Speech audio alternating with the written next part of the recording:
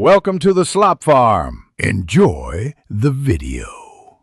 You start by checking hardware and opening display settings so you can change resolution immediately. Once done, make sure the correct monitor is selected using Identify. This prevents adjusting the wrong screen.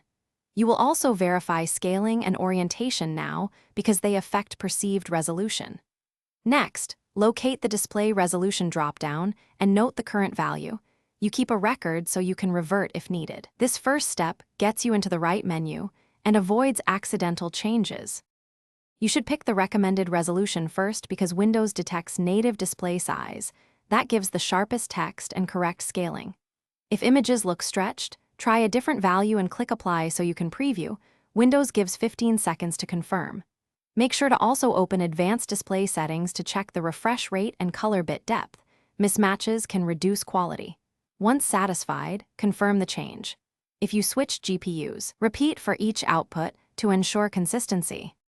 You finish by restarting Windows so driver and resolution changes take full effect. This also clears temporary display glitches.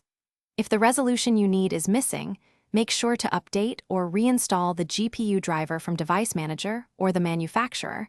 Outdated drivers often hide native modes. If the screen goes black or becomes unreadable, boot into safe mode to revert to a known good setting. One key troubleshooting tip: test with a different cable or port. Thanks for watching. Consider subscribing if we helped you today.